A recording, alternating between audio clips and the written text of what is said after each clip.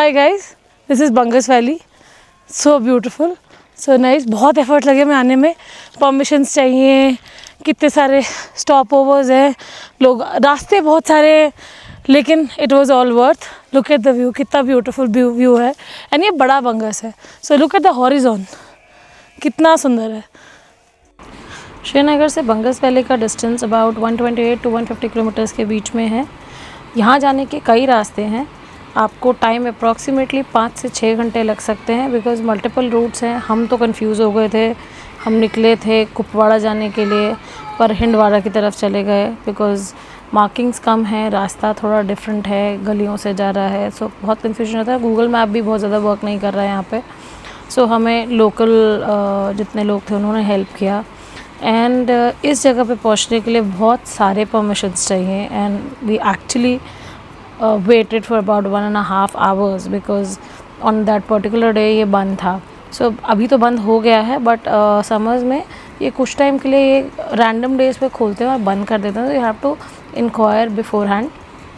Kupwara side से हमेशा खुला रहता है बट वो छोटे बंगस की तरफ जाओगे आपको ये टॉप व्यू नहीं मिलेगा जो हमें मिला. ये रास्ते में हमें उन्होंने वेट करने के लिए बोला था. So we were waiting for about an hour. यहाँ से LOC बहुत पास है. ये रीज़न है कि यहाँ पे JNK नंबर जो कार्स हैं वो फिर भी जाती हैं बट जो भी आउटसाइड नंबर कार्स हैं वो नहीं, उनको जल्दी अलाउ नहीं करते हैं. They see what is the situation then only they allow. हमें भी बहुत देर वेट करना पड़ा एंड मल्टीपल चेक पॉइंट्स पे चेकिंग करानी पड़ी. एंड हमें बहुत कम टाइम मिला था यहाँ जाने के लिए बिकॉज अंधेरा होने वाला था. And this terrain is very difficult. So basically road बहुत टूटी हुई है. And another concern that they guys have is यहाँ पे ज़्यादातर लोगों की गाड़ियाँ ख़राब हो जाती हैं बिकॉज जिनको एक्सपीरियंस नहीं है पहाड़ों में चलाने का उनके लिए बहुत डिफ़िकल्ट है. प्लस छोटी गाड़ियों में भी बहुत प्रॉब्लम है. So fortunately my husband has driven all across India and abroad, तो उनको थोड़ा रोड्स का आइडिया है तो हमारे लिए इतना मुश्किल नहीं हुआ. But yes, we had less time because we knew that if it starts raining it will be very difficult on this road. So we have to come back. We just had hardly an hour over there. But रास्ता बहुत सुंदर था और डर भी लग रहा था बिकॉज उन्होंने बोला कि यहाँ पे इस रास्ते पे मतलब you can't say, it's very dangerous.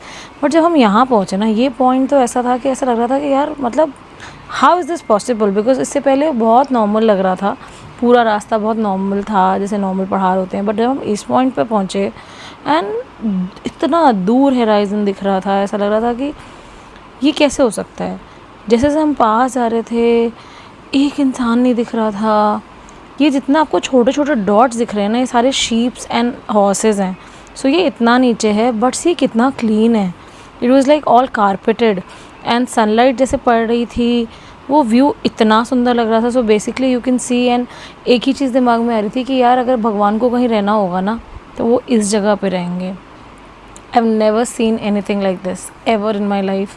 बहुत सारी जगह देखी है, हर जगह जाके लगता है जैसे गुरेज गए तो लगा यार इससे सुंदर कैसे हो सकता है. But this point has my heart because ये ऐसा अभी भी लग रहा है कि मैं कब वापस जाऊँ और कितनी देर में वहाँ बैठूँ.